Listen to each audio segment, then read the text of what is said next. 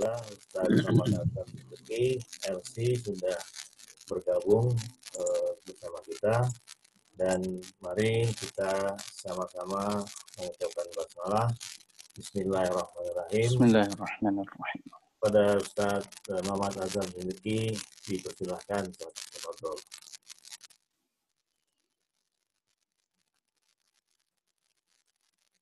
Bismillahirrahmanirrahim. Assalamualaikum warahmatullahi wabarakatuh. Waalaikumsalam warahmatullahi wabarakatuh. Alhamdulillah. Alhamdulillah. Alhamdulillahi rabbil atiyah. Wassalatu wassalamu ala khairil bariyah. Wa ala alihi wa sahbihi dhawin nufusi zakiyah. Ashhadu an la ilaha illallah wahdahu la syarika lah. Taqriran bihi wa tauhida. Wa ashhadu anna Muhammadan abduhu wa rasuluh. La nabiyya ba'dahu wa la rasula. Allahumma rabbana fasalli ala sayyidina Muhammadin wa ala alihi wa sahbihi wa man sara ala darbihi wa naja ala minhajihi wa istanna bisunnatihi wa ihtada bihadihi ila yaumiddin. Subhanaka la ilma lana illa ma 'allamtana innaka antal alimul hakim. Allahumma 'allimna ma yanfa'una wanfa'na bima 'allamtana warzuqna 'uluman tanfa'una ya rabbal alamin. Amma ba'd. Alhamdulillah, kita bersyukur kepada Allah. Faman wajada khairan falyahmadillah ta'ala. Siapa yang mendapatkan satu kebaikan, maka ucapkanlah alhamdulillah, kata Nabi. Dan di subuh hari ini tentu bukan hanya satu kebaikan yang sudah kita dapatkan dan kita mengucapkan alhamdulillah. Paling tidak kita bangun tidur lagi itu saja sudah satu kebaikan. Makanya ucapannya adalah alhamdulillahilladzi ahyana ba'dama amatana wa ilaihin nusyur. Kita tadi bisa santap sahur adalah satu kebaikan. Makanya tadi doanya pun adalah alhamdulillahilladzi at'amana wa saqana wa ja'alana minal muslimin. Ya, kita bisa pakai baju pun adalah satu kebaikan. Makanya doanya pun alhamdulillahilladzi kasani min ghairi haulin wala quwwah. Ya Allah, segala puji bagi Allah yang telah memberikan aku pakaian tanpa perlu bersusah payah. Sehingga terlalu banyak kebaikan di pagi hari ini, ya, yang mungkin juga sebelumnya tidak pernah kita minta sama Allah, sehingga yang paling layak dan paling patut kita sampaikan kepada Allah adalah ucapan syukur dengan ucapan alhamdulillah. Salawat dan salam kita sampaikan kepada junjungan kita Nabi besar Muhammad sallallahu alaihi wasallam, pada seluruh keluarganya, para sahabatnya, para tabi'in, tabi'un tabi'in, dan seluruh umatnya yang istiqamah, yang berupaya untuk menanamkan, membumikan sunnah-sunnahnya, yang selalu berharap wafatnya husnul khatimah, yang selalu kemudian bermunajat kepada Allah untuk meminta diberikan syafaat oleh Rasulullah sallallahu alaihi wasallam di hari kiamat nanti. Dan mudah-mudahan kita termasuk umat yang seperti itu insyaallah. Bapak Ibu sekalian rahimakumullah, ikhwatal iman yang dimuliakan Allah Subhanahu wa taala.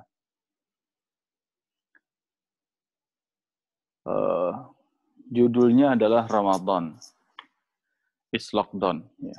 Kita tidak sedang membahas tentang benar nggak secara gramatikal gitu ya. Tapi saya coba ngepasin aja sama-sama don gitu ya. Antara Ramadan dan lockdown gitu. Tapi sesungguhnya Ramadan ini adalah lockdown bagi kita. Ketika Allah Subhanahu wa taala menjadikan bulan Ramadan sebagai salah satu bulannya, inna iddatasy syuhuri 'indallahi 12 syahra. Allah punya 12 bulan. Minha arba'atun hurum. Di antara 12 bulan itu ada 4 bulan yang mulia. Pertanyaan kita adalah, apakah di antara 4 bulan itu ada termasuk bulan Ramadan? Tidak. Karena 4 bulan yang mulia itu, kata Nabi dalam hadisnya, adalah Dzulqa'dah, Dzulhijjah, Muharram, dan Rajab. Tetapi keempat bulan itu tidak disebutkan namanya oleh Allah di dalam Al-Quran. Padahal 4 bulan mulia. Disebutkannya melalui hadis Rasulullah Sallallahu Alaihi Wasallam. Yang menarik adalah Ramadan tidak disebutkan sebagai salah satu di antara 4 bulan yang mulia itu, tapi kemudian nama bulannya disebutkan oleh Allah dalam Al-Quran di antara ayat-ayat puasa. Di antara ayat-ayat puasa. Tepatnya di surat Al-Baqarah ayat 185. Ayat-ayat puasa dimulai dari 183. Pada ayat 185, Bapak Ibu sekalian rahimakumullah, Allah Subhanahu wa taala berfirman, "Syahrul Ramadan allazi unzila fihi al-Qur'an." Allah jelaskan namanya Ramadan. Dan dikaitkannya dengan Al-Qur'an, bukan dengan puasa.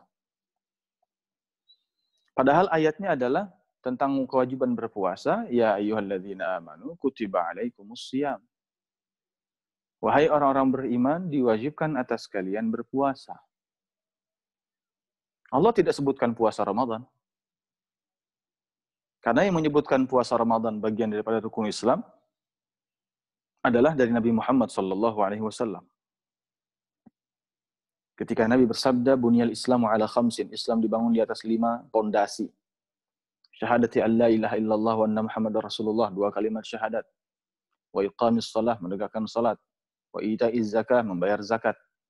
Wa shaumi Ramadan, berpuasa di bulan Ramadan. Wa hajjil bait, man istata'a ilaihi sabila, naik haji bagi yang mampu. Artinya, ketika Allah mewajibkan kepada orang beriman, ya ayyuhalladzina amanu, Allah panggil orang beriman. Yang dipanggil hanya orang beriman. Kutiba alaikumusiyam, diwajibkan atas kalian berpuasa. Menjadi sesuatu yang naluri, ya. Ketika kemudian kita bertanya, orang beriman, ketika kita merasa beriman, maka kita akan tergelitik untuk bertanya, ya Allah, puasa yang mana yang kau wajibkan? Kami sudah biasa puasa. Bahkan umat-umat terdahulu sudah biasa puasa. Yang diwajibkan atas kami ini puasa yang mana, ya Allah? Nabi Daud puasa. Ya. Nabi Ibrahim puasa. Nabi Adam sempat puasa. Nabi Yunus puasa. Tapi ya Rabb, kepada orang beriman bagian dari umat Nabi Muhammad ini, puasa yang mana yang Engkau wajibkan atas kami itu? Agar kami menjadi orang yang bertakwa.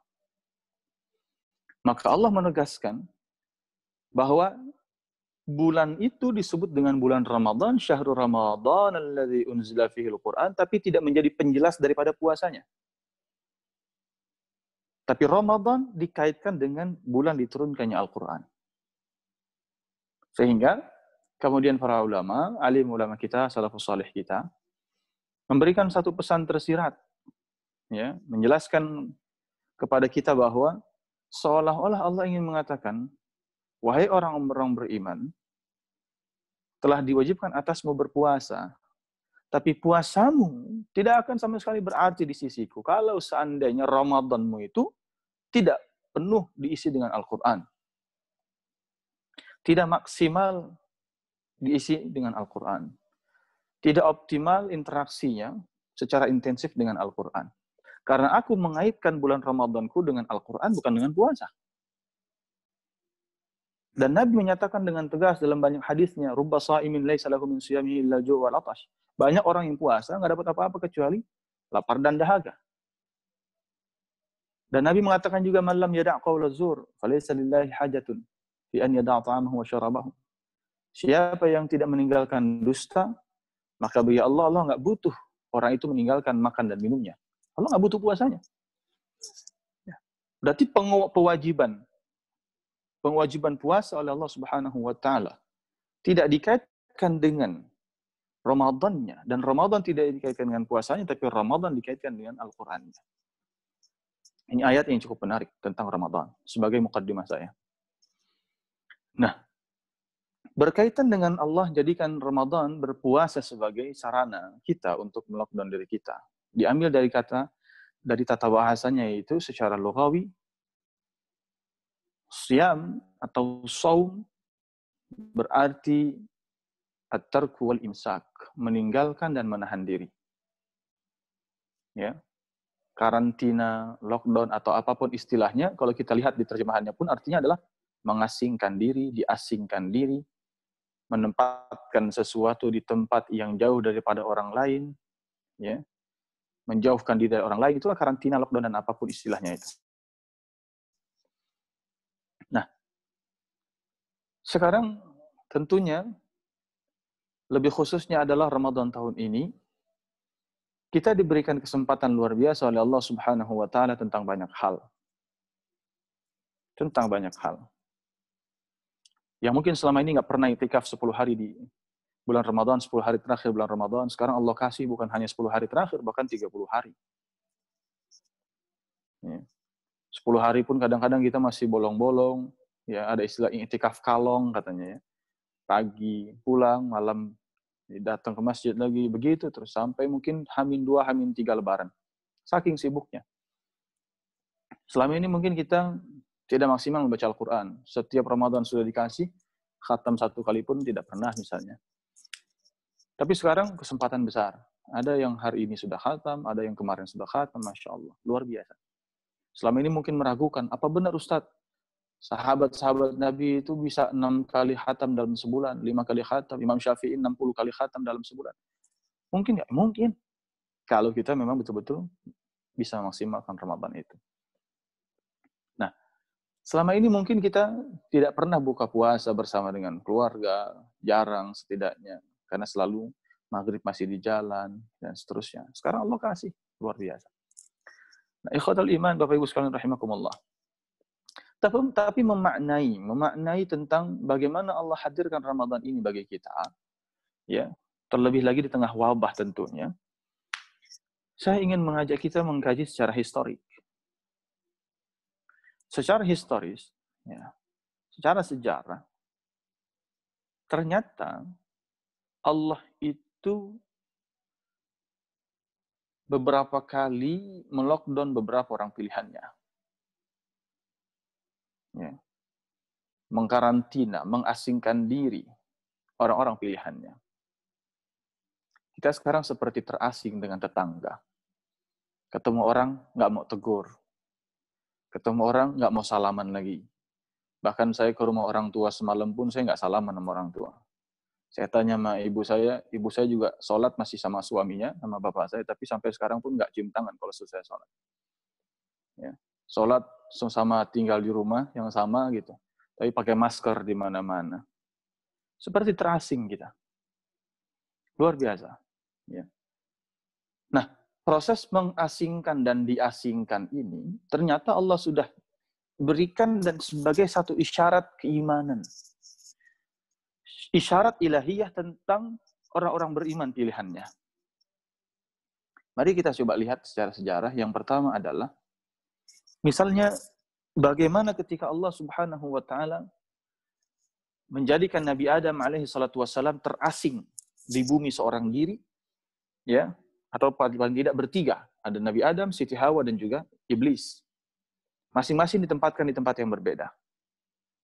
Berjauhan. Allah menyendirikan Nabi Adam, mengasingkan Nabi Adam, tidak ada satupun manusia di sekelilingnya. Berapa lama? Dalam kitab-kitab sejarah disebutkan 500 tahun. 500 tahun, seorang diri. Terasing, terlockdown oleh Allah. Itu yang pertama. Mari kita lihat berikutnya, misalnya Nabi Ayub. Nabi Ayub terlockdown oleh Allah 20 tahun dalam kondisi didera penyakit yang berkepanjangan. Anaknya meninggal semuanya. 12-12-nya anak laki-lakinya meninggal bersamaan dalam waktu yang sama. Kita tidak bisa pernah membayangkan kalau punya anak 12 laki-laki semua meninggal dalam waktu yang bersamaan. Nauzubillah min dzalik. Setelah itu tidak cukup sampai di situ. Rumahnya roboh. Hewan ternaknya semua mati. Kemudian juga perkebunannya semua terbakar habis. Istilahnya sekarang ekonominya rontok lah Nabi Ayub itu. Anaknya mati, ekonomi rontok. Aset beliau habis. Ya, toko beliau habis semua, ludes. Sekarang kita lihat toko-toko pada tutup semua. Ada yang punya perusahaan, dia punya cabang sekian, tutup sekian. Ya, banyak sekali kemana sekarang PHK dan seterusnya. Asetnya habis. Perusahaannya habis. Peternakan dan perkebunannya habis. Berapa lama Allah lockdown Nabi Ayub? 20 tahun. Kemudian Allah pernah melockdown Nabi Allah yang lain yang kita kenal dengan Nabi Yunus. Berapa lama Allah melockdown Nabi Yunus? 40 hari. Di mana di lockdownnya? Di dalam perut ikan paus. 40 hari, kata Allah, di dalam 3 lapis kegelapan. Pertama kegelapan perut ikan paus, yang kedua kegelapan lautan, yang ketiga kegelapan malam. Karena dimakannya itu, ditelannya ikan paus di waktu malam. Jadi 3 lapis kegelapan itulah yang menyelimuti Nabi Yunus alaihi salatu wassalam selama 40 hari. Udah nggak berpikiran lagi mau jalan-jalan, nggak kepikiran lagi mau belanja kebutuhan harian. Nggak. Di dalam perut ikan paus 40 hari. Kita nggak bisa bayangkan itu. Allah kemudian melockdown Nabi Yusuf. Di mana Allah melockdown Nabi Yusuf? Di dalam sumur. Siapa yang menjatuhkannya ke dalam sumur? Saudara-saudara sendiri. Sejak kapan? Usia kecil. Masih kecil itu. Kemudian di mana lagi Allah melockdown Nabi Yusuf? Dalam penjara. Ketika difitnah, menggoda istri raja, istri Firaun. Ya, kemudian akibatnya apa? Di penjara. Di lockdown oleh Allah di penjara. Di lockdown oleh Allah dalam sumur. Kemudian juga misalnya Nabi Isa. Allah Subhanahu wa taala sekarang lockdown Nabi Isa di mana? Di langit. Nggak ada di bumi beliau. Diasingkan oleh Allah di langit. Disendirikan di sana. Manusia satu-satunya yang masih hidup, tapi sekarang ada di langit. Di mananya? Wallahu a'lam bishawab. Allah lockdown Nabi Isa. Kemudian misalnya Ashabul Kahfi. Di mana Allah lockdown Ashabul Kahfi? Di dalam gua. Berapa lama? 309 tahun. 309 tahun, bukan waktu yang sebentar. Kemudian misalnya juga Allah lockdown Siti Maryam.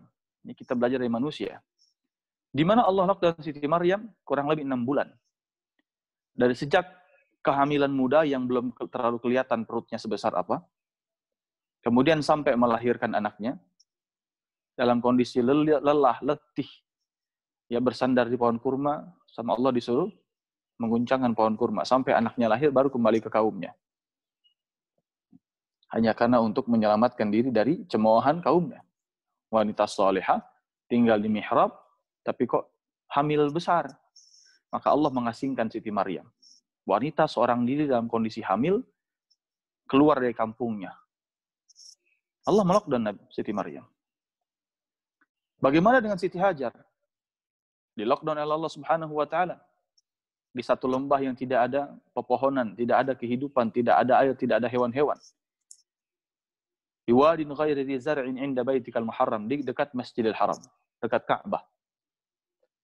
Nabi Ibrahim diperintahkan oleh Allah setelah Siti Hajar melahirkan, maka Siti Sarah cemburu, nggak mau tinggal bersama Hajar. Padahal Hajar ini yang disuruh nikahin Hajar adalah justru Siti Sarah sendiri. Karena Hajar dulunya adalah budaknya Siti Sarah. Tapi karena kemudian Siti Sarah lama nggak punya anak, kemudian Hajar kemudian punya anak Ismail, maka kecemburuan Sarah pun timbul. Nggak mau tinggal bersama lagi. Maka Allah perintahkan dipisahkan jauh. Yang satu di Palestina, yang satu di Mekah. Kemudian setelah meninggalkan Siti Hajar berdua saja dengan Nabi Ismail di padang pasir, di satu lembah yang tidak ada kehidupan sama sekali di situ. Dalam kitab Sirah disebutkan misalnya Allah hanya memberikan makanan melalui Nabi Ibrahim, bekalnya hanya cukup untuk 2 hari. Selebihnya, Allah jamin rezeki Siti Hajar. Dalam waktu berapa lama? Ya, ada yang mengatakan dalam waktu 40 hari. Ada yang mengatakan 2 bulan. Berbagai macam versi. Wanita baru saja melahirkan, anak masih dalam susuan, masih dalam gendongan, masih dalam buayan, tapi kemudian harus di-lockdown oleh Allah Subhanahu wa taala di satu lembah yang tidak ada kehidupan sama sekali. Nabi Adam, Nabi Ayub, kemudian Nabi Yunus, kemudian ada Nabi Isa, kemudian ada Ashabul Kahfi, ada Nabi Yusuf, ya, kemudian ada Siti Maryam, kemudian ada Siti Hajar. Rasulullah sallallahu alaihi wasallam, nabi kita yang mulia, nabi akhir zaman. Apakah pernah melakukan itu? Pernah. Kapan Nabi melakukannya? Nabi di lockdown oleh Allah Subhanahu wa taala, mengasingkan diri 3 tahun sebelum kenabian. Selama 3 tahun berturut-turut itu, ketika Nabi usia 38, 39, 40, ada yang mengatakan dari 37, 38, 39, dan di ujung 39 menuju 40, maka kemudian Allah mengangkat Nabi sebagai Nabi dan Rasul. Selama 3 tahun itu, Nabi mengasingkan diri, melockdown dirinya, mengkarantina dirinya di mana? Di satu bukit yang disebut Jabal Nur, yang di situ ada Gua Hira. 3 tahun Nabi di situ. Sebelum kemudian datangnya titah kenabian. Apakah Nabi pernah kemudian lockdown dirinya lagi? Pernah di lockdown, diasingkan oleh masyarakatnya. Tahun 7 kenabian sampai 10 kenabian sebelum datangnya Isra Mi'raj. Sebelum datangnya perintah sholat dan juga peristiwa Isra Mi'raj. Dari tahun 7 sampai tahun 10 Hijriah, Nabi kemudian diisolasi, diasingkan di tengah-tengah keluarganya sendiri, di tengah-tengah bangsanya sendiri, di tengah-tengah kaumnya sendiri. Semua Bani Abdul Muttalib dan Bani Hashim semua diasingkan. Sepakat. Yaitu kepentingan penguasa Mekah saat itu. Semua menjalani itu. Orang-orang saleh, orang-orang beriman. Dan kita selama ini menjalani itu hanya 1 bulan Ramadan. Tapi belum maksimal. Masih belum memaksimalkan fungsi Ramadan dengan sebaik-baiknya. Kalau kita lihat bagaimana para sahabat Nabi, sebelum Ramadan, mereka menanti Ramadan 6 bulan lamanya, dengan tangisan, dengan doa-doa pengharapan, ya Allah pertemukan kami dengan bulan Ramadan. Selepas Ramadan, 6 bulan kemudian, mereka masih bersedih. Kenapa ya Allah, Engkau pisahkan kami lagi dengan bulan Ramadan? Begitu seterusnya, sepanjang tahun 6 bulan hanya untuk menanti, dan 6 bulan hanya untuk menangisi kepergian Ramadan. Dan kalau sudah Ramadan datang, mereka putuskan untuk kemudian menghentikan aktivitas mereka semua. Fokus. Yang para guru, kalau saya di Azhar, di Al-Azhar itu, di Mesir misalnya, kalau sudah menjelang Ramadan, masih di bulan Sya'ban akhir gitu ya, maka seluruh ta'lim di masjid, seluruh guru-guru yang mengajar, ya, itu diliburkan. Karena mereka ingin punya waktu misalnya. Ya. Kemudian misalnya sekolah-sekolah. Kami di Azhar tidak pernah kemudian kuliah sedang bulan Ramadan. Ya. Karena libur. 4 bulan, 3 bulan sampai 4 bulan kita libur di sana, musim panas. Benar-benar luar biasa. Ya. Kita menyaksikan orang kemudian benar-benar fokus di mana-mana Al-Quran yang mereka pegang. Di bis Al-Quran, di pasar Al-Quran. Sambil nunggang keledai mereka baca Al-Quran. Sambil nyupir supir taksi mereka juga baca Al-Quran. Di halte mereka baca Al-Quran. Dimanapun mereka baca Al-Quran. Luar biasa. Sehingga kemudian, apakah Ramadan kita betul-betul kita maksimalkan sebagai fungsi lockdown ini? Tergantung. Kita, yang pertama poin saya adalah, apakah kita merasakan satu denyutan nafas yang sama dengan orang-orang saleh, orang-orang beriman sebelum kita dari kalangan para nabi dan orang-orang saleh, kayak seperti tadi saya sampaikan. Para nabi dan rasul ada, contoh-contohnya orang-orang saleh ada seperti Ashabul Kahfi, Siti Maryam, Siti Hajar dan seterusnya. Apakah kita merasakan nafas yang sama dengan mereka? Bahwa ternyata Allah itu ketika mengasingkan seseorang, mengasingkan hambanya adalah bagian dari cara Allah melockdown mereka. Itu yang pertama. Dan ini adalah secara estafeta perjalanan sirah kita, perjalanan umat manusia dari mulai Nabi Adam sampai sekarang. Jadi berbahagialah dan juga bersyukurlah, ternyata episode itu Allah hadirkan bagi kita. Ya, belum lagi kita bicara dulu juga banyak sebelum kita ada penyakit-penyakit yang mewabah secara mendunia, ya, tahun abad 19-an, ya, abad 18 juga pernah ada di Spanyol, ya, dan seterusnya. Ya, mulai kolera, mulai dan seterusnya lah, tidak perlu kita ulang.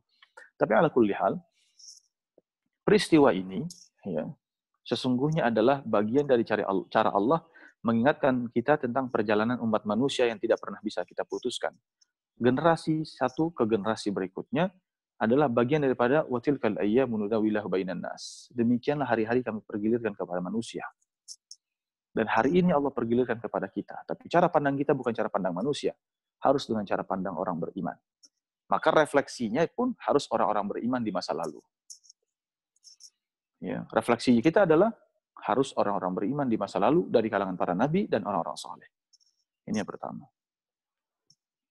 Ikhwatal iman rahimakumullah. Yang kedua,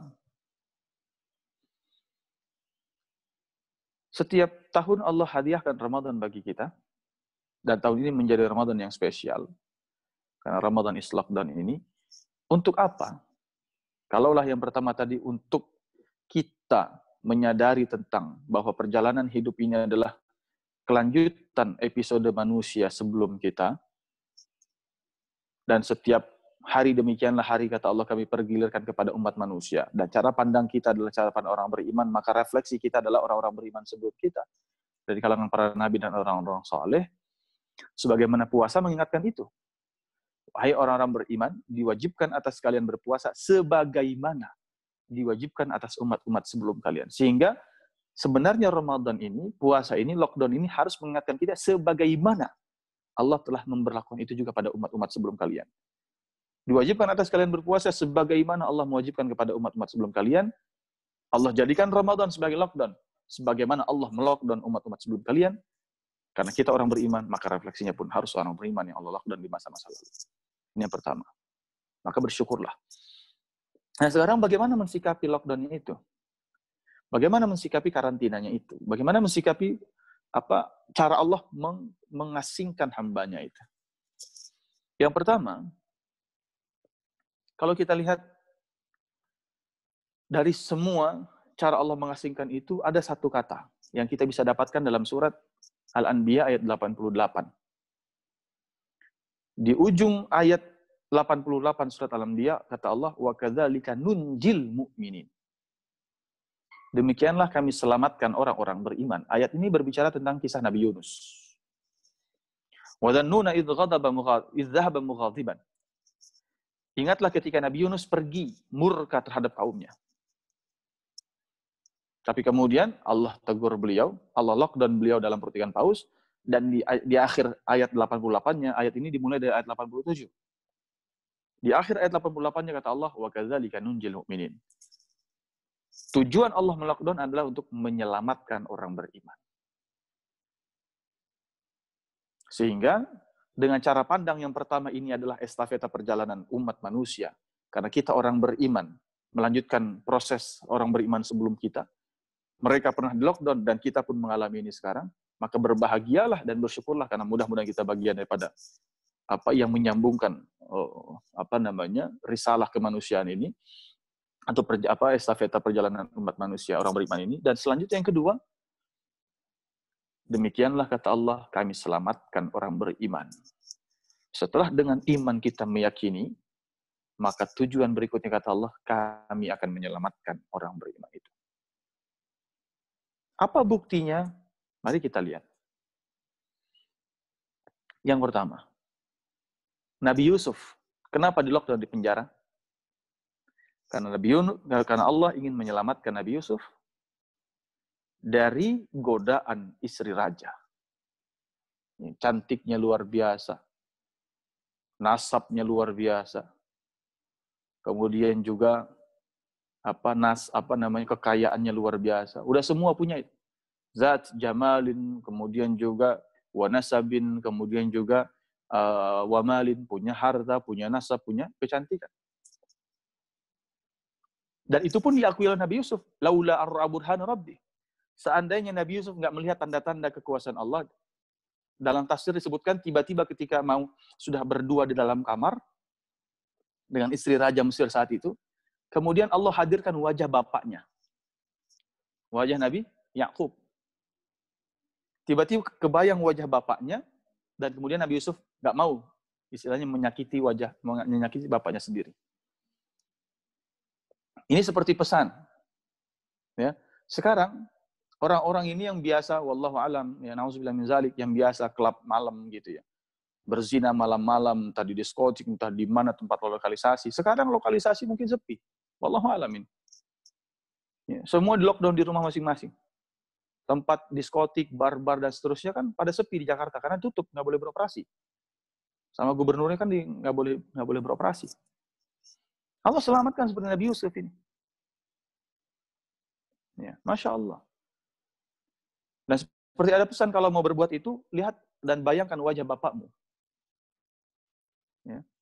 Jangan sampai menyakiti wajah bapakmu itu. Allah menyelamatkan Nabi Yusuf. Contoh, ketika Allah Subhanahu wa taala menyuruh misal kemudian Siti Hajar ya, untuk di lockdown di Mekah. Kenapa? Karena Nabi Siti Hajar, Allah ingin menyelamatkan Siti Hajar dari hubungan yang mungkin akan cekcok terus antara Hajar dan Sarah. Karena kecemburuan dua perempuan itu. Walaupun sebenarnya awalnya Sarah nyuruh Ibrahim untuk menikah dengan Hajar, tapi ujungnya cemburu juga. Nggak bisa perempuan disatukan dalam satu rumah yang sama, dua istri yang berbeda misalnya. Akan cekcok terus. Allah selamatkan, satu di Palestina, satu di Mekah. Kemudian Ashabul Kahfi, Allah selamatkan. Dari apa? 309 tahun lamanya dalam gua Allah tidurkan. Allah ingin selamatkan mereka yang benar-benar teguh dalam iman, mempertahankan akidah, dari kekejaman, kediktatoran, otoritariannya si penguasa saat itu. Yang asal bunuh, siapa yang mengaku beriman, yang ingkar kepada agamanya, Al-Masih, ya, tidak menuhankan Tuhan mereka, maka kemudian akan dibunuh. Dan Allah selamatkan anak-anak muda ini dengan seekor anjingnya. Allah selamatkan. Kemudian Nabi Isa. Nabi Isa, Allah lockdown sekarang di langit. Allah angkat. Barrafa'uhullahu ilaih. Allah angkat Nabi Isa ke langit. Berarti Allah juga menyelamatkan Nabi Isa dari apa? Dari pembunuhan. Ya, ada salah seorang pengikut beliau yang membocorkan keberadaan beliau di mana, maka kemudian disamperin, itu digerebek. Ternyata Allah jadikan walakin syubbiha lahum. Salah satu atau wajah orang yang membocorkan rahasia keberadaan Nabi Isa, Allah serupakan wajahnya dengan wajah Nabi Isa. Allah angkat Nabi Isa dan kemudian dialah yang dihukum salib. Luar biasa. Bagaimana kemudian Allah Subhanahu wa taala menyelamatkan orang-orang beriman di zaman Nabi? Dengan nabinya di lockdown 3 tahun. Yaitu dari tahun ke-7 kenabian sampai ke-10 kenabian. Kenapa? Karena Allah ingin menyelamatkan sahabat-sahabat Nabi. Makanya sahabat Nabi beberapa 70 orang hijrah ke mana? Ke Habasyah. 72 atau 75 orang berhijrah ke Habasyah itu. Allah ingin menyelamatkan mereka, diasingkan ke sana. Daripada di Mekah dibunuh-bunuhin, gitu. Nah, beberapa perjalanan ini, ya, kisah-kisah tentang para nabi dan rasul, orang-orang saleh, dari proses Allah melockdown kita dan melockdown mereka itu. Kalau kita refleksikan kepada kita, oh jangan-jangan memang Allah sedang ingin menyelamatkan kita sekarang ini. Banyak dari berbagai macam hal. Orang yang tadinya mau berbuat zalim sama kita jadi nggak jadi. Ya. Orang yang awalnya mungkin mau menginvasi kita, berbuat zalim sama kita, menyakiti kita, jadi nggak bisa sekarang ini. Apa yang mau disakitin? Kita di rumah. Ya. Atau bisa jadi, ya, sekarang dengan alam sekitar lingkungan yang luar biasa sudah sangat tercemar, yang kemudian katanya ozon waktu itu bolong, sekarang ozon sudah mulai menutup lagi. Langit Depok, langit Jakarta yang awalnya sudah hitam, jarang kita menyaksikan langit berwarna biru, sekarang langit berwarna biru lagi. Ya. Kemudian kita saksikan juga misalnya, ya, polusi udara, polutan. Ya, dengan misalnya juga limbah pabrik kita. Pabrik, Masya Allah, limbahnya luar biasa, mencemari lingkungan sekali. Sekarang ada banyak pabrik yang tutup. Paling tidak mereka libur, tidak ada aktivitas produksi, sehingga tidak ada limbahnya lagi. Alam seperti mendapatkan kehidupan. Allah sedang ingin menyelamatkan alam, agar alam berfungsi untuk kita. Karena alam untuk Allah hadirkan untuk kita. Wasakhkhara lakumul bahr. Ya. Laut buat kita. Ya. Bumi buat kita. Walladzi ja'ala lakumul arda zalulan. Kami tundukkan bumi itu untuk kalian, wahai manusia. Harusnya alam ini buat kita. Membuat kita nyaman. Tapi kita yang merusak alam, zaharal fasadu fil barri wal bahri bima kasabat aydin nas. Telah tampak kerusakan di langit dan bumi akibat tangan manusia sendiri. Dan mungkin Allah sekarang ingin mengerem itu semua agar kita kemudian selamat lagi. Kualitas nafas kita semakin baik. Ya, matahari kita semakin baik, bumi kita semakin baik, kualitas air kita insya Allah semakin baik, semua insya Allah semakin baik. Allah ingin menyelamatkan orang-orang beriman. Begitu juga Nabi Lut. Nabi Lut disuruh sama Allah mengasingkan diri keluar dari kaumnya, dari negeri Sodom itu. Kenapa? Karena Allah ingin menyelamatkan Nabi Lut. Dalam rangka apa Allah menyelamatkan Nabi Lut? Karena Allah mau mengazab kaumnya. Maka Nabi Lut disuruh keluar. Ya, karena Allah ingin mengazab. Jangan-jangan memang ada beberapa yang sedang Allah azab sekarang. Kita nggak sadar. Bisa jadi dengan ya para mafia minyak dunia sekarang ruginya Masya Allah itu. Allah sedang azab mereka, asetnya mungkin. Ya, 1 barel sekarang jatuh sekali. Berapa dolar itu cuma. Di Indonesia saja yang katanya didesak-desak belum turun-turun harga premiumnya kan, harga bensin, BBM. Kemudian mafia apalagi banyak sekarang. Yang sedang Allah mungkin azab secara ekonomi. Kita nggak melihat azab secara alam mungkin. Tapi bisa jadi Allah azab secara ekonomi. Dan kita sedang Allah selamatkan untuk itu. Bagi orang-orang beriman. Ya. Dolar luar biasa, hancur rontok luar biasa. Yang katanya negara adidaya, superpower. Dolarnya keok juga, mata uangnya. Masya Allah. Sehingga kalau kita membacanya dari sudut pandang dan kacamata orang beriman, maka ayat itu nggak pernah salah. Allah, demikianlah Allah, kami, kata Allah, hendak menyelamatkan orang-orang beriman. Hanya pertanyaannya, yang pertama, apakah kita orang beriman? Yang kedua, diselamatkan dari apa? Allah tidak sebutkan dalam ayat itu. Jadi bahasanya umum. Demikianlah kami selamatkan orang beriman. Pertanyaan kita, dari apa ya Allah? Umum. Ada yang diselamatkan dari niatan jahat atasannya mungkin. Ada yang ingin diselamatkan dari bisa jadi rekan bisnisnya. Ada yang diselamatkan dari macam-macam. Ya, alam dan seterusnya. Nah ini yang kedua. Sudut pandang kita harus sudut pandang itu. Yang ketiga, Bapak Ibu sekalian rahimakumullah, gimana cara kita membahasnya? Yang ketiga, saya ingin melakukan pendekatan apa sih yang dilakukan oleh mereka ketika menjalani proses lockdown itu. Gitu. Kan yang pertama, fungsinya adalah sebagai refleksi terhadap orang-orang beriman dari kalangan para nabi dan rasul dan orang-orang soleh di masa lalu. Dan inilah satu rentetan mata rantai perjalanan yang tidak bisa kita putuskan selama kita beriman. Karena orang beriman di masa lalu pun mengalami proses seperti ini. Allah lockdown itu. Dan yang kedua kacamatanya adalah kacamata Allah menyelamatkan. Nabi Isa Allah selamatkan dari pembunuhan. Nabi Yusuf Allah selamatkan dari perzinahan. Kemudian juga Ashabul Kahfi Allah selamatkan dari intimidasi, ya. Kemudian pembunuhan, ya, dan seterusnya. Rasulullah SAW dan para sahabatnya juga Allah selamatkan dengan cara nabinya saja yang di lockdown. Sahabatnya bisa hijrah pergi. Nah, yang ketiga adalah apa yang dikerjakan di masa-masa lockdown itu. Gitu. Apa sebenarnya yang dilakukan? Maka kita lihat apa yang dilakukan. Yang pertama kita ambil kisahnya, misalnya kisah dari Nabi Adam. Nabi Adam diasingkan. Beliau orang beriman. Allah selamatkan Nabi Adam ya, dari yang sebelumnya dekat dengan Siti Hawa, sangat sayang dengan Siti Hawa, bujuk rayu Siti Hawa, Nabi Adam kemudian termakan, ya, sehingga kemudian diturunkan dari surga. Saking sayangnya sama istri. Tapi kemudian Allah selamatkan seorang diri. Nah, apa yang dilakukan Nabi Adam ketika sudah turun ke dunia?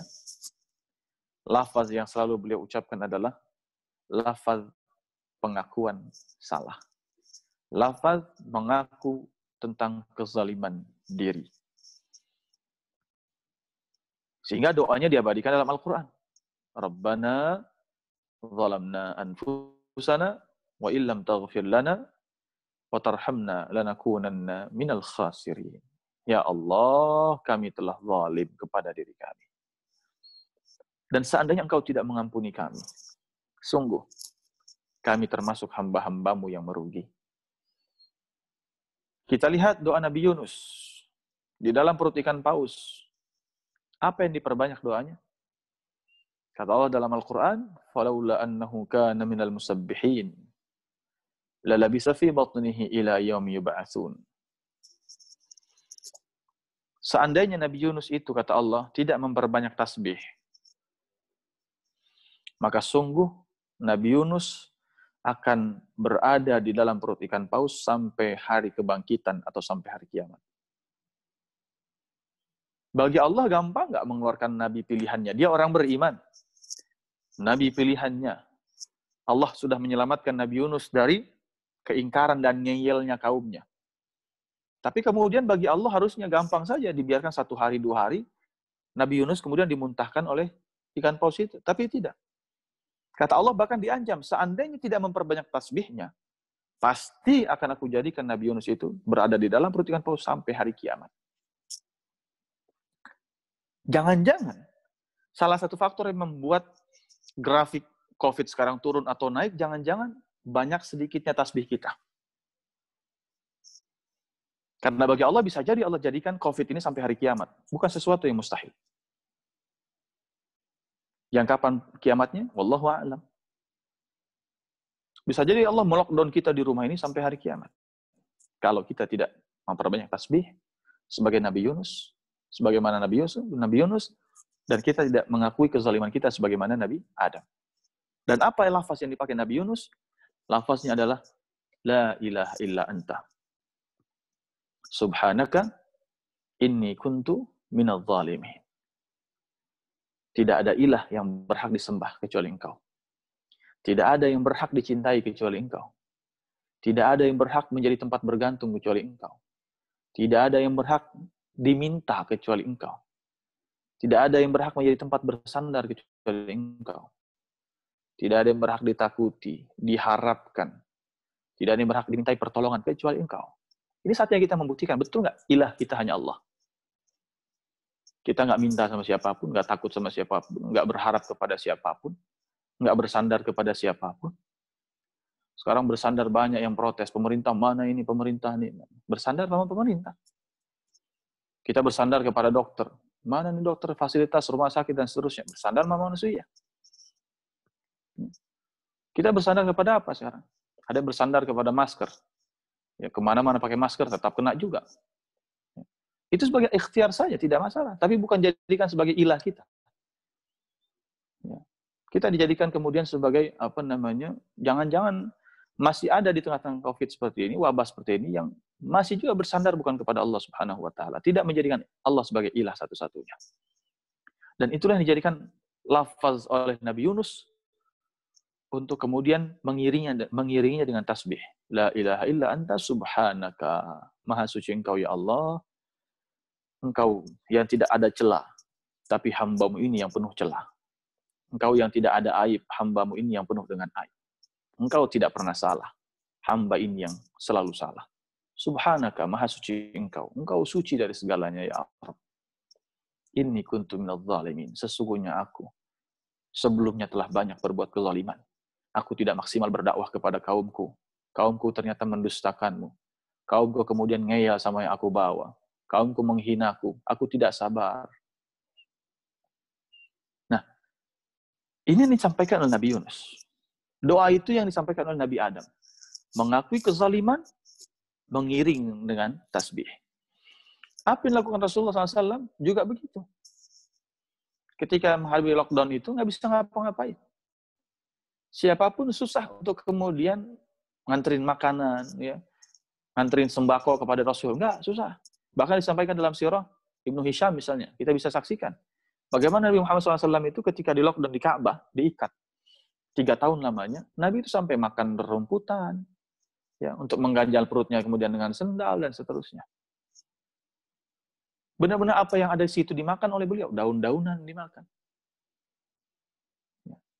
Tapi dalam kondisi itu yang terlontar dari lisan Nabi hanya zikir, ingat lagi Allah, ingat lagi. Semua dari Allah yang menghadirkan proses itu, dan Allah yang akan mengeluarkannya. Mau 3 tahun, 2 tahun, 1 bulan, 2 bulan, 500 tahun seperti Nabi Adam, 40 hari seperti Nabi Yunus, misalnya.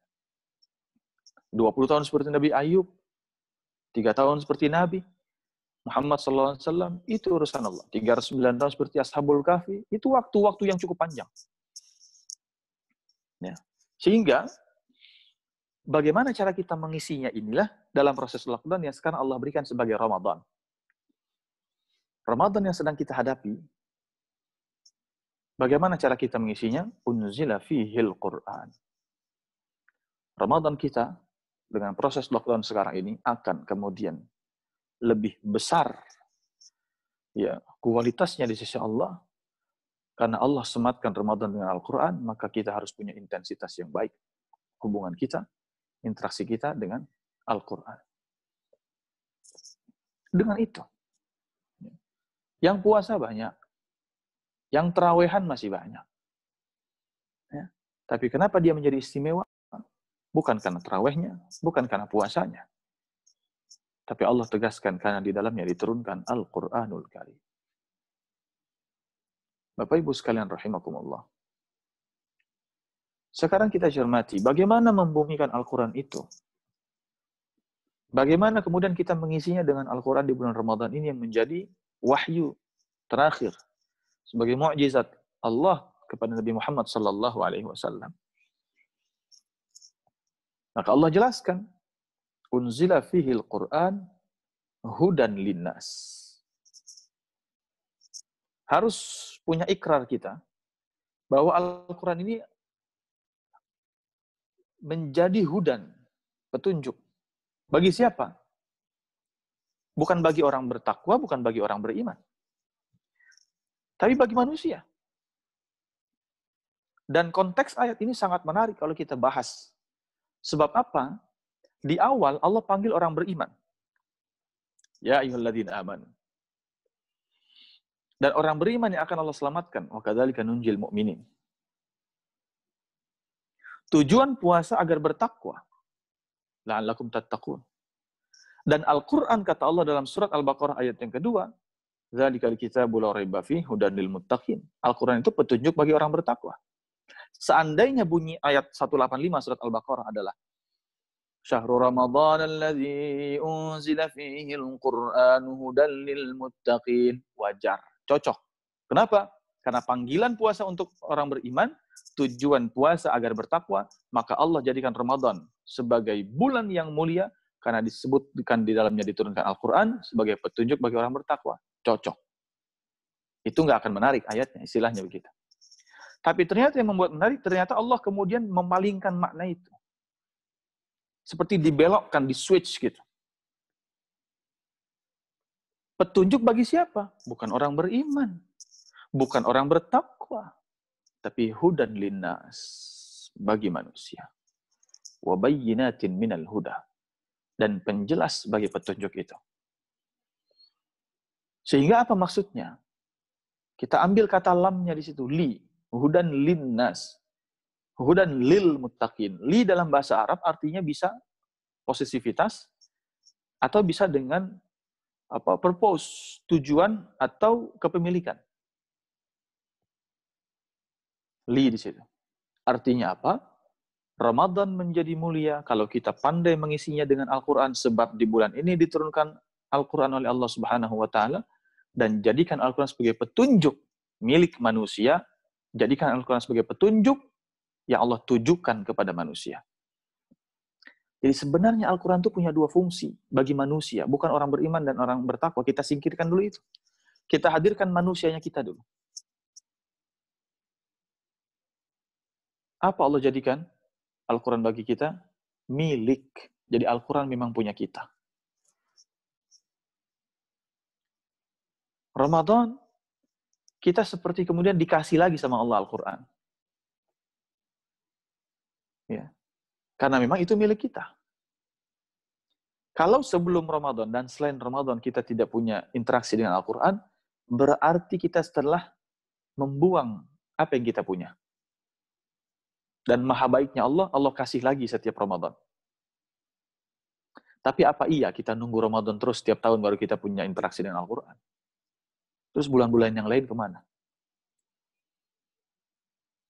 Ya. Sama sehalnya, misalnya ketika ada orang lagi sholat di masjid, kemudian kuncinya jatuh, kunci motornya. Terus sama DKM, kelihatan kunci itu jatuh. Ketika jamaah ini pulang, kemudian dikasih tahu sama DKM, Pak, itu tadi kuncinya ketinggalan, Pak, nih kunci Bapak. Kalau dia merasa itu kunci dia, akan dia ambil. Dan dia ucapkan terima kasih, Pak. Tapi kalau dia ternyata nggak mau ngambil, dia akan mengatakan apa? Oh, bukan, Pak, itu bukan kunci saya. Kunci saya nggak begini. Saya hafal betul kunci saya tuh gantungan kuncinya bukan yang ini. Saya hafal betul kunci motor saya itu ada 3 kunci yang juga menggantung di situ bersama kunci motor saya. Bukan ini kunci saya. Dikasih sama Allah Al-Quran, nih petunjuk hidupmu, hudan linnas, gimana sih nanganin corona? Nih. Gimana sih kemudian petunjuk tentang alam semesta? Nih. Gimana sih perjalanan bintang, bulan, matahari? Ini ilmunya. Gimana kemudian Allah turunkan hujan? Ini ilmunya. Ya. Semua Allah sudah atur. Sedemikian rupa. Tapi ketika ada manusia menolak, aku nggak butuh Al-Quran, aku butuh kemudian buku-buku, literatur, jurnal, manusia yang lain misalnya, dan mengandalkan kepada itu, yang justru kemudian mereka dulu pernah mengambil manfaat dari Al-Quran tentang penemuan-penemuannya, sekarang malah kemudian memalingkan. Sebab apa? Karena mereka tidak butuh itu. Oh bukan, itu bukan punya saya. Aku nggak butuh itu, aku hafal betul. Kalau urusan ini yang aku pahami, yang aku jadikan sebagai pengalaman, pijakan harusnya begini ilmunya. Contoh sederhana saya katakan, simpelnya. Ya, saya sampaikan di video YouTube saya tentang bagaimana mensikapi corona ini. Ya. Dalam surat Yunus ayat 87 sudah Allah jelaskan dengan tegas. Dalam surat misalnya An-Naml ayat berapa? 18 kalau tidak salah, Allah juga sudah katakan tegas. Berkata Ratu Semut, ketika datang ancaman, maka udkhulu masakinakum. Masuk ke rumah-rumah kalian semua. Sekarang masih ada juga yang kemudian bahkan bukan dari kalangan manusia biasa. Dari beberapa tokoh agama pun, nggak usah jauh-jauh lah, di Cimanggis misalnya. Masih banyak juga yang mengadakan misalnya sholat di masjid. Sholat 5 waktu. Jangankan di Cimanggis, tempat saya tinggal pun sholat di masjidnya masih mengadakan 5 waktu di masjid. Ketika sudah di PSBB pun masih ada sholat Jumat. Ya. Bahkan masih menganjurkan sholat Jumat di grup-grup pengajian subuh itu. Dan bukan dari orang biasa, justru dari tokoh agamanya. Kemudian, misalnya juga, ketika Allah katakan, وَجَعَلُوا بُيُوتَكُمْ مَسْجِدًا قِبْلَةً وَأَقِيمُوا الصَّلَاةَ. Jadikan rumah-rumah kalian sebagai kiblat tempat ibadah. Ayatnya jelas. Dalam tafsir disebutkan tentang bagaimana hal itu. Ya. Boleh menjadikan rumah kita sebagai tempat ibadah, sebagaimana Bani Israel dulu, Allah perintahkan rumah-rumah mereka dijadikan sebagai tempat ibadah. Jadi petunjuknya jelas semuanya. Sehingga nggak ada ragu lagi, Ustadz boleh nggak tarawih di rumah? Ustadz boleh nggak ntar itikaf di rumah? Kita nih sekarang itikaf di rumah, boleh nggak niatnya pakai itikaf? Diterima nggak sama Allah? Ya. Semua ibadah, kata Nabi, yang kita punya niat untuk dikerjakan di masjid, yang biasa kita kerjakan di masjid, di waktu sehat dan juga mukimnya kita, maka ketika kita sakit dan kita safar, pahalanya sama dengan apa yang kita lakukan di saat mukim dan dalam kondisi sehat. Jadi kita dudukkan semua sesuai dengan petunjuk Allah Subhanahu wa taala dalam Al-Qur'anul Karim. Yang kedua, ikhwatul iman, Al-Qur'an sebagai apa fungsinya? Ya. Sebagai furqan, pembeda. Dia punya nilai intrinsik yang bisa membedakan kita ini. Dari mana yang haram, mana yang halal, mana yang boleh, mana yang tidak boleh. Mana yang hitam, mana yang putih. Mana yang dosa, mana yang pahala. Mana yang jerumuskan ke neraka, mana yang masukkan ke dalam syurga. Ya. Mana yang maslahat, mana yang mudarat. Dia punya nilai itu, Al-Quran membedakan kita. Tapi sungguh ketika kita punya interaksi yang intensif dengan Al-Quran, bukan hanya nilai itu yang disuguhkan kepada kita. Orang tahu kok membunuh itu haram. Orang tahu mencuri itu haram. Al-Quran menunjukkan itu. Dikasih tahu hukumannya. Wassariqu wassariqatu faqtu aydiyahuma. Siapa yang mencuri laki-laki dan perempuan, maka potong tangannya. Az-zaniyatu waz-zani fajlidu kulla wahidin minhuma. Pezina laki-laki dan pezina perempuan, cambuk mereka semua. Ada Al-Quran membedakan itu. Mana yang haram, akibatnya apa. Mana yang boleh, apa kemudian imbasnya. Semua dijelaskan dalam Al-Quran sebagai pembeda furqan. Tapi bukan sekedar nilai intrinsik yang ada dalam Al-Quran yang harus kita tanamkan. Tapi kita harus punya nilai nominal. Berapa nominal kita di sisi Allah itu?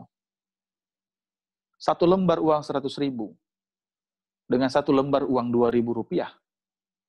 Nilai intrinsiknya sama. Ongkos produksinya mungkin sama. Nggak beda jauh. Tapi tentu, orang kehilangan 2.000 dengan orang kehilangan 100.000, mungkin lebih sedih orang yang kehilangan 100.000. Uangnya jatuh di jalan 2.000 dengan uangnya jatuh di jalan 100.000. Dia akan lebih kepikiran uang jatuhnya 100.000. Padahal nilai intrinsiknya sama. Tapi nilai nominalnya berbeda. Dan sebagai makhluk Allah Subhanahu wa Ta'ala, ketika Allah jadikan Ramadan bagi kita sebagai fungsi lockdown diri kita, bermanfaat atau tidaknya, maksimal atau tidaknya, berkualitas atau tidaknya, bagaimana intensitas interaksi kita dengan Al-Quran dan intensitasnya, maka setelah itu adalah bagaimana cara kita menjadikan Al-Quran selain sebagai petunjuk bagi kita sebagai manusia yang mau ditunjukin sama Allah, karena Al-Quran bukan hanya Allah tujukan kepada kita. Kita bukan hanya sebagai tujuan dari Allah turunkan Al-Quran, tapi ternyata Al-Quran sebagai milik kita, yang memang punya kita. Ya. Kalau kita punya mobil, kita rawat. Kita tune up, kita kebengkelin. Ya. Kalau kita punya handphone, kita isi pulsa, kita kasih casing, ya. Kita apalagi banyak, kasih anti gores. Gitu. Al-Quran punya kita, maka kita juga harus rawat, kita kasih nilai yang luar biasa. Ya, kita jaga betul, kita bawa kemana-mana, karena punya kita. Kita bersihkan dan seterusnya. Nah, setelah menjadikan Al-Quran sebagai milik hudan linnas petunjuk bagi kita, maka berikutnya adalah Furqan. Bagaimana Al-Quran bukan hanya punya nilai intrinsik yang kita bisa pahami mana halal, mana haramnya, tahu dosa mencuri, tapi masih banyak yang mencuri, tahu dosanya curang, masih banyak yang curang, tahu zina haram, masih banyak yang berzina, tahu mabok-mabokan haram, masih banyak, tahu riba haram, masih juga main riba, dan seterusnya. Nah, itulah yang menentukan nilai nominal kita di sisi Allah. Jangan-jangan selama ini lembaran kertas iman kita hanya 2.000 dinilai oleh Allah Subhanahu wa Ta'ala. Padahal Al-Qur'annya kita baca. Nilai intrinsiknya kita tahu itu. Tapi kita dianggap sama Allah, oh mungkin baru 2.000 nilai kita. Padahal bisa jadi kita bisa mencapai 100.000 nilai kita di sisi Allah nominalnya. Tergantung kita kemudian memaknai itu. Dan bagaimana cara memaknainya adalah bagaimana mengaplikasikan makna Furqan itu. Siap nggak kita berbeda? Dari sebelum adanya lockdown, dari sebelum adanya wabah COVID ini, dengan setelah hilangnya COVID ini. Kira-kira apa yang berbeda dari kehidupan kita? Dulu sebelum COVID, misalnya biasa salaman sama lawan jenis. Salaman. Kemudian, kita tahu ternyata petunjuk Al-Qur'annya, hudannya adalah, bagaimana kemudian petunjuk hadisnya adalah, bagaimana nilai intrinsik Al-Quran dan hadisnya adalah jangan bersentuhan dengan lawan jenis. Allah hadirkan lockdown ini, gitu, wabah ini. Apa yang membedakannya? Supaya nominal kita 100.000, maka kita ternyata sekarang punya komitmen, ya Rob, aku punya komitmen, saya punya komitmen. Lockdown berakhir, dengan lawan jenis aku nggak mau salaman, sentuh tangan lagi. Misalnya begitu. Sehingga nominal kita akan bertambah, meningkat. Oh, ini kualitasnya bertambah di sisi Allah. Zahirnya kita bertambah. Ada kesolehan yang tampak. Karena rukun Islam kan berbicara sesuatu yang tampak. Amal soleh itu berbicara sesuatu yang tampak. Iman kita berbicara intrinsik yang ada dalam hati kita. Yang hanya Allah yang tahu. Tentang keikhlasan. Tentang keyakinan, kepercayaan.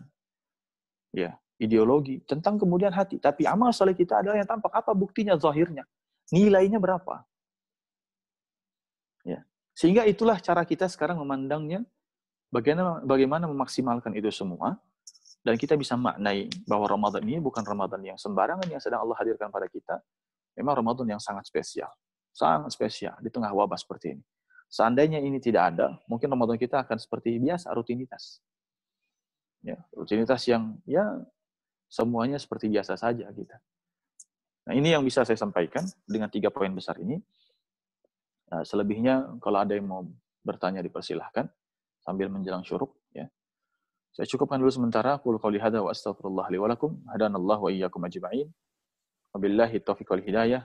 Wassalamualaikum warahmatullahi wabarakatuh. Waalaikumsalam warahmatullahi wabarakatuh.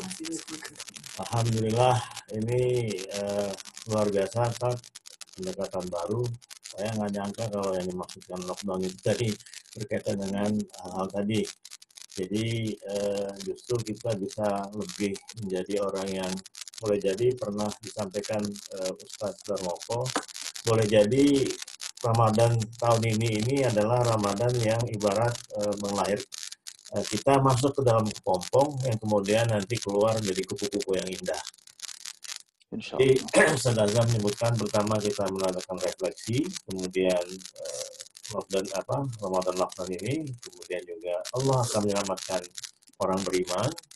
Kemudian ketiga, apa yang kita lakukan selama lockdown Ramadan ini, mudah-mudahan itu kita mengakrabkan diri dengan Al-Quran dan menganggapnya itu sebagai milik kita. Tadi diibaratkan seperti kunci yang hilang. Kalau bukan kunci kita tolak, tapi kalau memang kunci kita ambil. Nah, karena Al-Quran ini untuk linnas bagi kita, pengertiannya bukan cuma untuk kita, tapi milik kita, maka harus kita anggap sebagai sesuatu yang harus kita pelajari semaksimal mungkin sehingga bisa menaikkan nilainya bukan cuma intrinsik, tapi kita mengubahnya menjadi nominal yang berharga.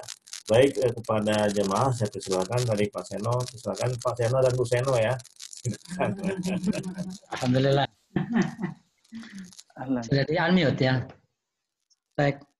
Assalamualaikum warahmatullahi wabarakatuh. Waalaikumsalam warahmatullahi wabarakatuh. Ustaz Azam, saya ingin bertanya tentang keutamaan inti dari Ramadan terkait dengan Al-Quran tadi. Saya ingin tanya, barangkali ini pilihan antara tadarus dan tadabur. Kalau boleh, saya mencoba mengaitkan dengan nilai intrinsik dan nilai nominal tadi, maka mana sebetulnya yang bisa kita pilih selama Ramadan ini kita khatamkan, mungkin sekali, mungkin 2 kali, atau barangkali kemampuan kita, atau lebih pada tadabur, kita memahami makna walaupun tidak khatam, tapi alhamdulillah kita bisa mengambil beberapa ayat sehingga tahu maknanya, sehingga kita insya Allah bisa meresapi lagi.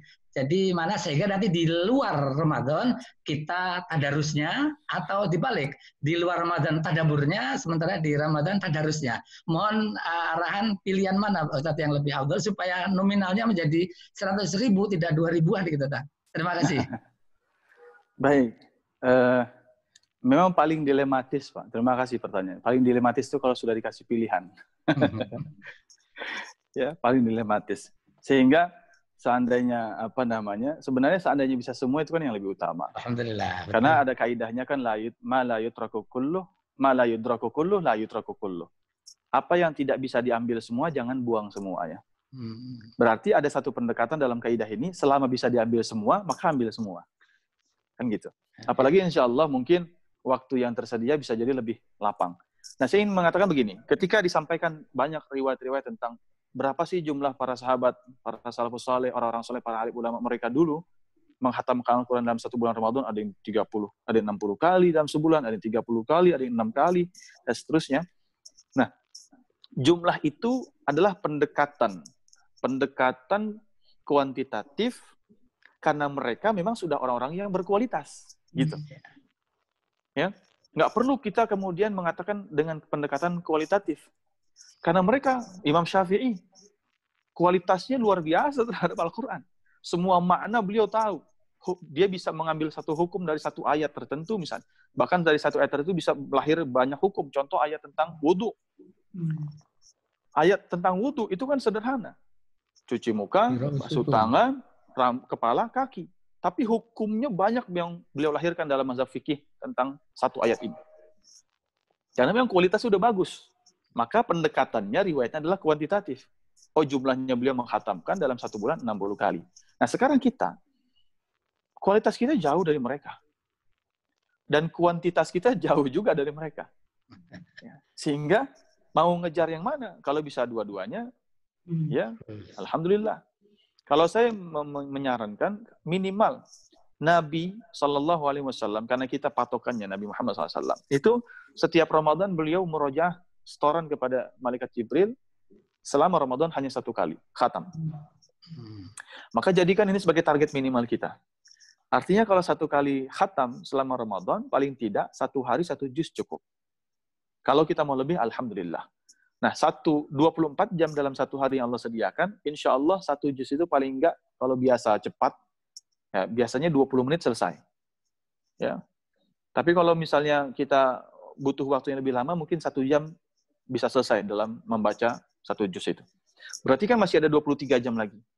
Nah, tinggal kita ingin membuat program target apa. Misalnya Ramadan ini, Ustadz, saya pengen tadabbur khusus juz 30. Alhamdulillah. Ya, hari pertama misalnya baca tafsirnya An-Naba, gitu. Hari kedua baca tafsir An-Naziat, baca aja nggak ada salah.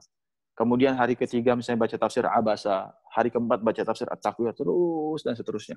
Nah, apa yang membedakan tadabbur dengan tadarus? Tadabbur, ya, afala yadabbaruna al-Qur'an am ala qulubin aqfaluha. Tadabbur qulub, pakai hati. Karena bahasa Al-Qur'annya adalah afala yadabbaruna al-Qur'an am ala qulubin aqfaluha.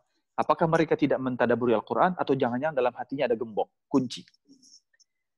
Tapi tadarus dari kata dirasah, yaitu apa? Studies, mempelajari. Biasanya pendekatannya adalah akal. Dan lebih khususnya biasanya pendekatan analisa. Kalau pakai tadarus, dirasah. Analisa, studies, ya. Jadi kita menganalisa satu kajian tertentu. Tapi kalau tadabbur, kita berbicara tentang hati kita. Apa yang bisa menambah iman kita? Contoh sederhana. Ketika dalam satu ayat misalnya, ya, ini pendekatan ya, kita melakukan pendekatan satu ayat. Allah Subhanahu wa Ta'ala mengatakan, contoh misalnya dalam surat Yasin sering kita baca, kullun fi falakin yasbahun. Semua itu beredar di garis edar masing-masing.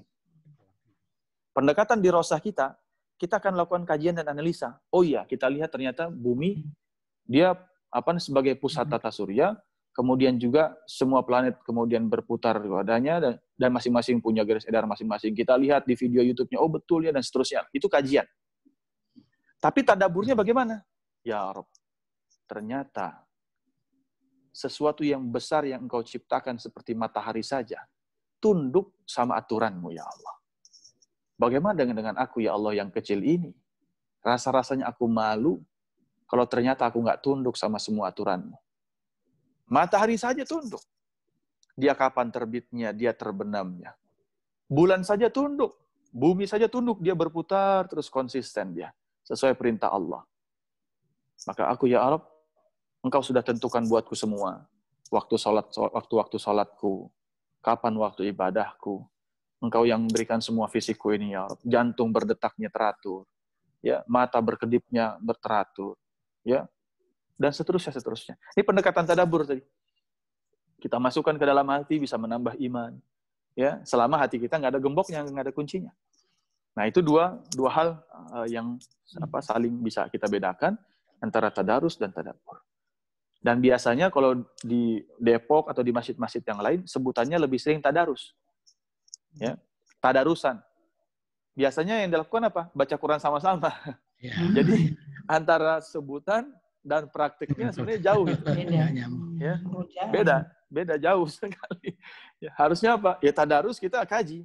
Ya, kaji satu ayat tentang aspek kalau berkaitan dengan misalnya pohon atau hujan, Allah turunkan hujan dari langit. Ya, kita bicara tentang bagaimana turunnya hujan, prosesnya seperti apa, debit airnya luar biasa dan seterusnya. Ya, bagaimana kemudian kapasitas yang turun, berapa kecepatannya. Tadarus. Gitu. Kita pelajari, kaji. Tapi luar biasa kita dengan tadabbur, ya Rob.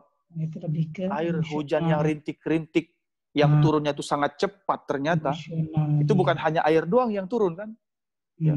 Tapi kan banyak macam-macam yang turun itu. Ya, dari elektron dan seterusnya lah kalau nggak salah begitu ya. Artinya apa? Ya Rob, ternyata kalau air hujan kata Al-Quran, Allah turunkan punya fungsi menyuburkan tanah. Ya Rob, berarti semua yang engkau anugerahkan kepadaku berupa rizki, karena hujan adalah rizki, harusnya bisa menyuburkan hati yang mati, yang kering. Itu tadabbur baru. Maka setiap rizki yang kau berikan, ya Rabb, kesehatan harusnya menambah hatiku semakin beriman. Ilmu yang kau berikan adalah rizki, ya Rabb, harusnya menambahkan hatiku beriman. Keluargaku adalah rizki darimu, ya Allah, harusnya menambahkan aku beriman. Ya, pekerjaanku adalah rezeki darimu ya Allah, harusnya menambahkan aku beriman, bukan lalai dari agamamu. Jadi semua kita tanamkan terus, karena kunci tadabbur adalah hati. Ya. Wallahu a'lam bishawab. Nyambung. Nyambung. Boleh silakan. Nyambung. Assalamualaikum warahmatullahi wabarakatuh. Waalaikumsalam warahmatullahi wabarakatuh. Iya, ini menarik sekali apa yang Ustadz sampaikan tadi. Jadi kalau bisa saya simpulkan bahwa sebenarnya mempelajari Al-Quran itu ada 3. Kalau kita ambil ranah pembelajaran, itu kan ada ranah kognitif, afektif, dan psikomotor ya. Motorik. Ya, motorik. Nah, berarti kalau bisa saya simpulkan ketika kita mempelajari, kita melakukan murojaah, ya, tajwid dan seterusnya, itu berarti kita belajar skill, belajar motorik. Kemudian kalau kita belajar tadarus, itu berarti kita sedang mengasah knowledge kita, IQ kita yang sedang kita asah, gitu kan, jadi kita tingkatkan. Kemudian kalau kita belajar tadabbur, nah berarti itu kita sedang mengasah emotional quotient kita, jadi konatif kita, jadi sikap kita, gitu kan. Nah ini berarti Masya Allah, belajar Al-Quran itu benar-benar mencerdaskan. Berarti saya bisa simpulkan bahwa benar-benar Al-Quran itu sebagai mencerdaskan gitu ya ininya. Gimana? Betul nggak kesimpulan ya, saya? Contoh sederhana misalnya ketika Allah dalam Al-Quran itu banyak menyindir manusia dengan menggunakan binatang. Ya.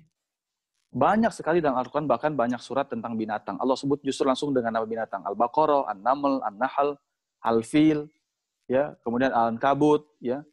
Banyak sih, ada gajah, ada sapi betina, ada semut, ada nyamuk, ada kemudian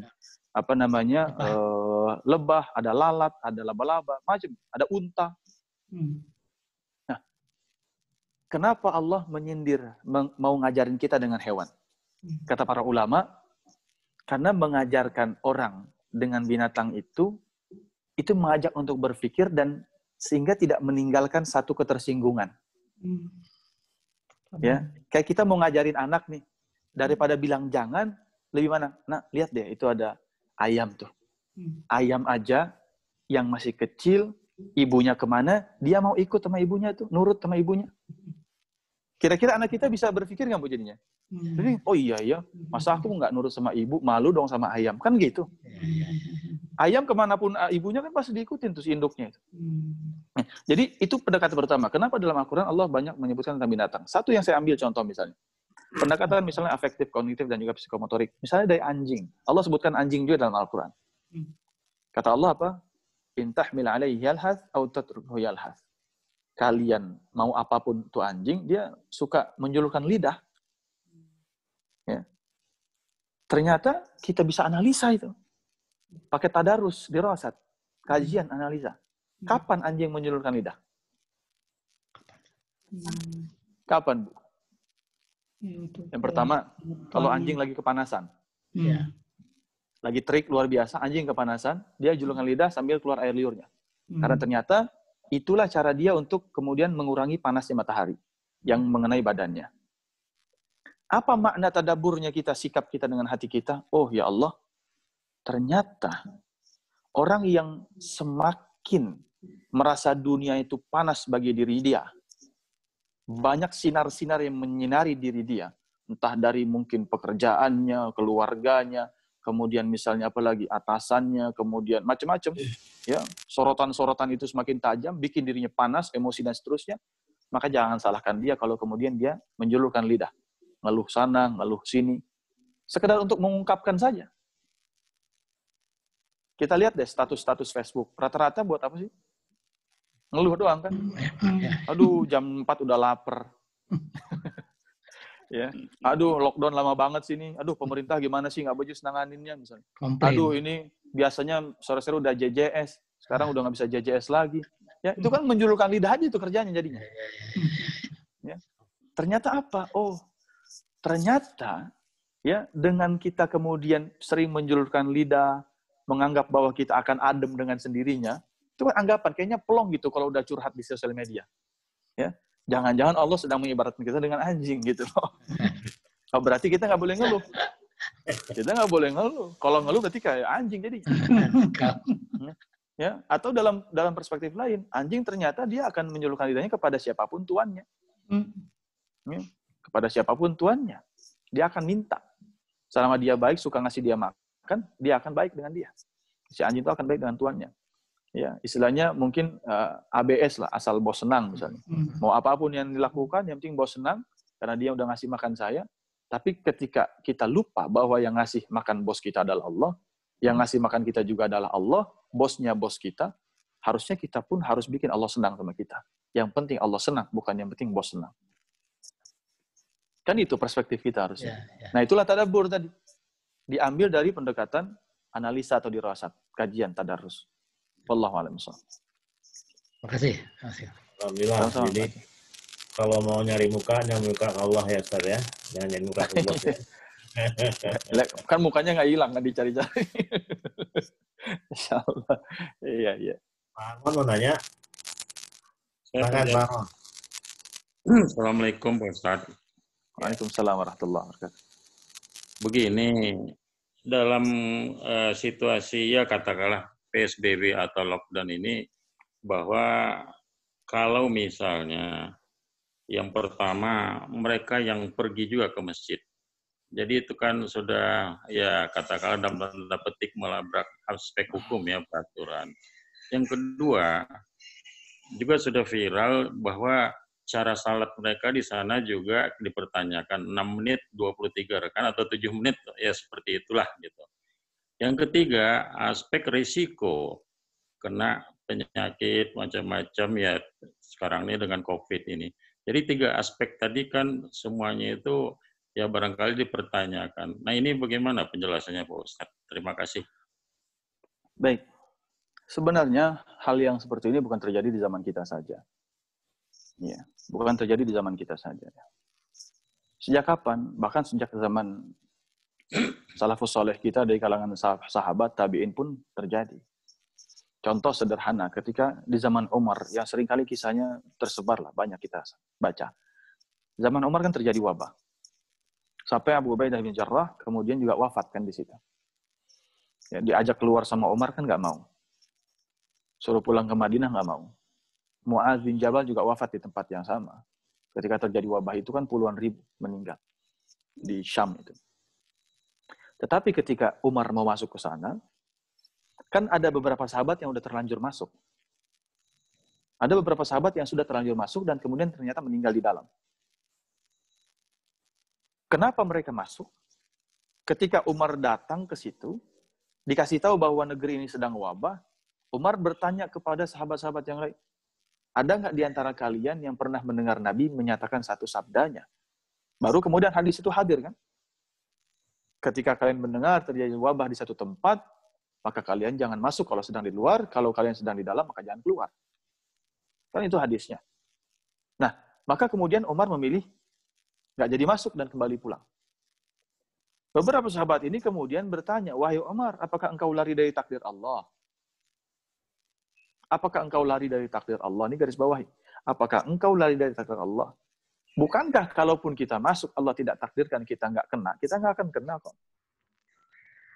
Dan kalau kita masuk, Allah takdirkan kita juga pasti kena. Dan jawaban Umar luar biasa, dan ini sering kali dikutip. Nantaqi ila qadarin ila qadarin akhar. Kita hanya berpindah dari satu takdir ke takdir yang lain. Sehingga beberapa kemudian pulang, dan ada sedikit, sebagian kecil yang kemudian tetap masuk. Dan kemudian meninggal dunia syahid di dalam. Nah, artinya apa? Di kalangan orang-orang soleh zaman dulu, sahabat Nabi, yang hidupnya sama Umar, yang pernah ketemu Nabi pun pernah terjadi perselisihan, perbedaan itu.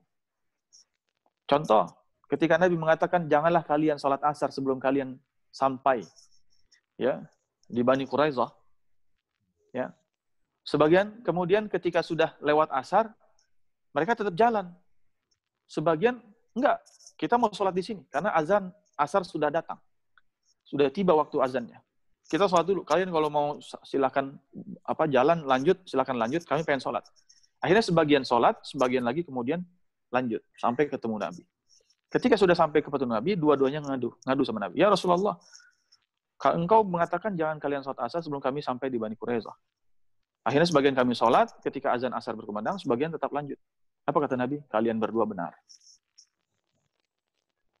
Yang mengambil makna bahwa jangan sholat asar sebelum sampai di Bani Quraidah, mengambil makna apa? Bahwa kita harusnya cepat-cepat jalannya, jangan bertele-tele, jangan kemudian banyak menunda-nunda, supaya ketika waktu asar datang, sudah sampai di tujuan. Itu maksud Nabi. Ngambil konteksnya. Tapi yang satu mengambil tekstual. Artinya apa? Ya sudah, mau jam berapapun sampainya di Bani Quraidah, yang penting sholat asarnya di Bani Quraidah. Jadi dua-duanya dibenarkan Nabi. Tetapi dalam hal yang menyangkut nyawa, Nabi pertimbangannya lebih dahsyat, lebih besar.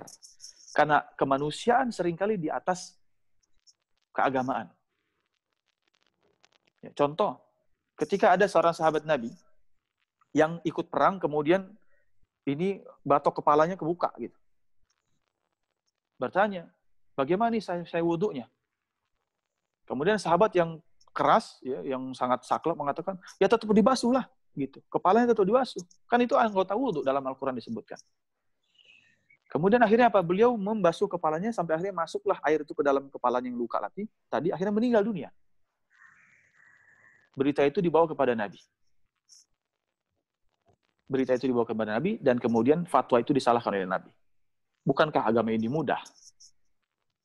Kalau tidak boleh secara kesehatan masukkan air ke dalam kepala dan bisa bikin mati, nggak usah dibasuh.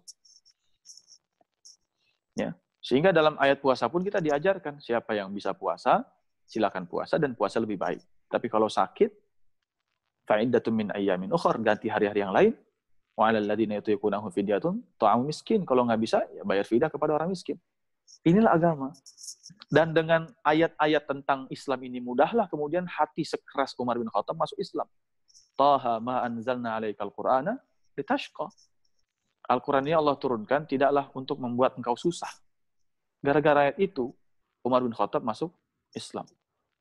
Jadi agama ini mudah sebenarnya, tapi bukan untuk dimudah-mudahkan. Agama ini bukan kemudian untuk disepelekan, disederhanakan. Sederhana tapi bukan untuk disederhanakan, tapi disepelekan. Nah, bagaimana menyikapi itu? Saya ambil kaidahnya. Tadi, ma la yutraku kullu, ma la yutraku kullu, la yutraku kullu. Kalau nggak bisa semuanya, jangan kemudian kita jerumuskan semuanya. Tapi bisa kita selamatkan. Ya, keluarga kita, tetangga kita, lingkungan kita, jamaah masjid kita. Ya. Apalagi kalau kita punya otoritas mengelola masjid, ya, entah DKM atau apapun, kita selamatkan jamaah. Ya, tutup misalnya masjid sementara dan seterusnya.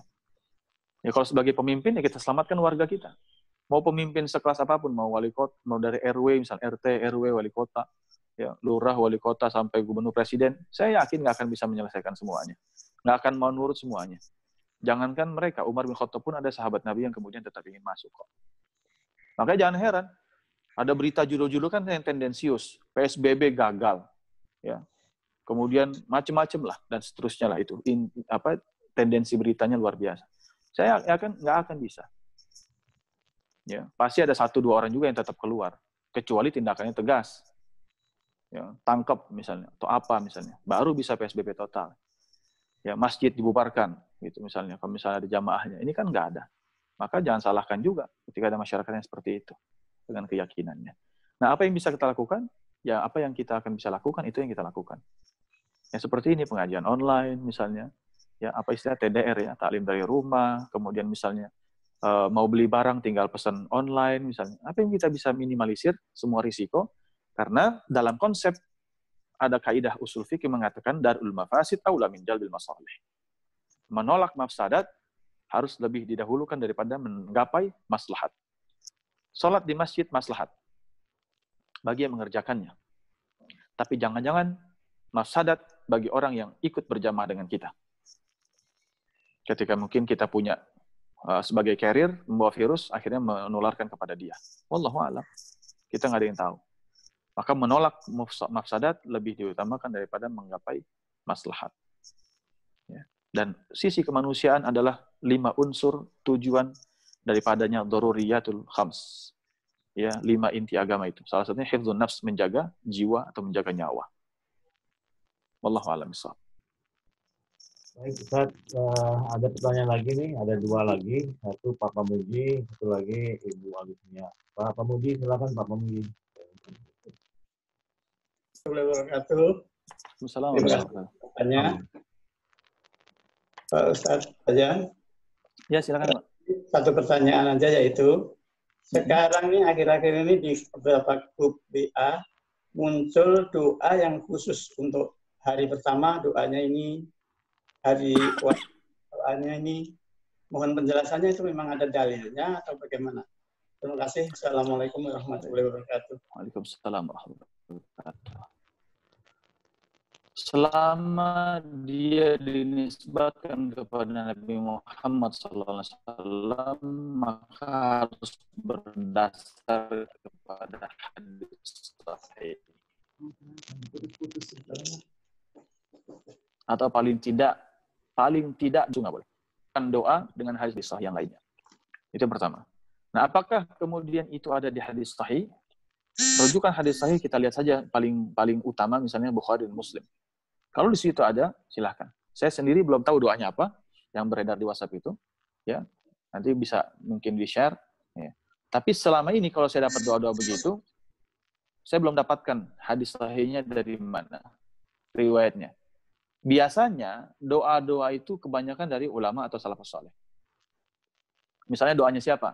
Yang seringkali salah. Misalnya contoh doa Umar bin Khattab radhiyallahu taala anhu, ini dikatakan doanya Nabi. Umar bin Khattab pernah berdoa, ya Allah, Allahumma inni la as'aluka khifatal himni walakinni as'aluka quwwatal dhahri. Ya Allah, aku enggak minta kepadamu ringannya beban, tapi aku meminta kepadamu kuatnya punggung untuk menanggung beban itu. Itu doa Umar bin Khattab. Ada yang mengatakan itu doa Nabi, salah besar. Ya. Sehingga boleh enggak doa pakai doa sahabat? Boleh, enggak ada salahnya. Doa pakai ikut doanya para ulama, boleh. Ya. Doa pakai doanya Nabi, boleh.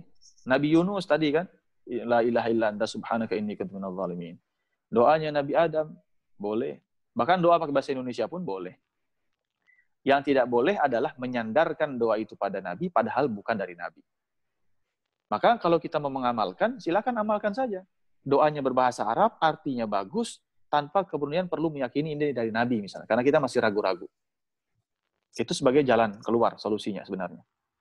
Ya. Karena siapa yang mengatakan itu dari Nabi, padahal itu bukan dari Nabi, itulah kedustaan, dan silahkan persiapkan tempat duduknya dari api neraka jahanam.